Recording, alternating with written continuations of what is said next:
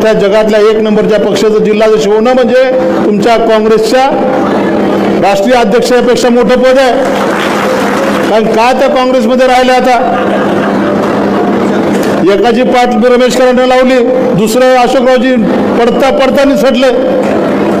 थोडं आम्ही जर थोडं मोकळे असतो तर अर्चनाई तुमचा सुद्धा माझ्याबरोबर विजय होता, 100% होता. पण काळजी करू नका, येणाऱ्या काळामध्ये त्याची भर आपण भरून काढू आणि लातूर विधानसभा मतदारसंघामध्ये सो आपले यश ते 100% आपण मिळू. इथलं वाटलं की आता तर अर्चनाताईचं सगळं कौतुक करायला, पण अजित जसं पाशाबाईंनी सांगितलं तसं जोपर्यंत इथं लिहिलेलं नसतं तोपर्यंत काही उपयोग नसतं. आमचे 2 मित्र आम्ही जेवत होतो, देवेंद्रजीचा फोन माझ्या मोबाईलवर आला, मी मुद्दाम उचलला नाही. कारण की आधीच सकाळी 4 फॉर्म भरून टाकले होते आणि तुमच्या गोपछडीचाही भरलेला होता मराठवाड्यातून. मग आपला काय विषय म्हणलं, आता आपले डोळे पुसण्यासाठी यांचा फोन येतो, आपण काही फोन घ्यायचा नाही. पण देवेंद्रजी सुद्धा एवढे हुशार, त्यांनी माझ्या बोराडेच्या फोनवर फोन केला आणि म्हणले रमेश आप्पा कुठे आहेत? म्हणलं आज जेवण करतायत.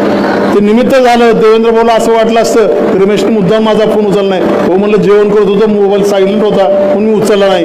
आणि देवेंद्रजी म्हणले रमेश आप्पा तुम्हाला लगेच पुन्हा मुंबईला निघायचं आहे, तुमचा उद्या फॉर्म भरायचा आहे. म्हणलं भाऊ मी नाराज नाही, तुम्ही मला जिल्हाधीश म्हणून काम करण्याची संधी दिली आहे, मी त्याच्यात समाधानी आहे. बिलकुल नाही म्हणले, तुमच्यावर जो अन्याय झाला आणि जो मला ब्लेम लागला आहे तो ब्लेम मला पुसून टाकायचा आहे आणि मला तुम्हाला विधान परिषदेवर आमदार करायचं आहे. म्हणून तुम्हाला मी आज फोन केला आणि तुम्ही आता उद्याच्या उद्या निघा आणि तुमचा विधान परिषदेचा फॉर्म भरून टाकायचं आहे. असं कार्यकर्त्यांना ताकद देणारा पक्ष म्हणून भारतीय जनता पक्षाकडे बघितलं जातं. अशोकरावजी तुमची गरज आहे, निर्भीड माणसांची गरज आहे.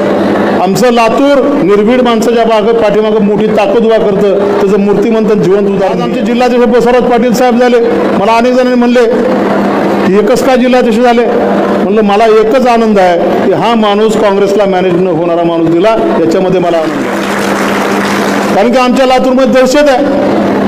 अशोकरावजी मी म्हणजे एवढं भोगलंय, माझ्या सभेला जर माणूस आला आणि तो सभेचा माणूस जर त्यानं त्याला हे केलं, त्याचा ऊस वाढवला जायचा, त्याला गावामध्ये दडपण आणलं जायचं, त्याचा रस्ता अडवला जायचा.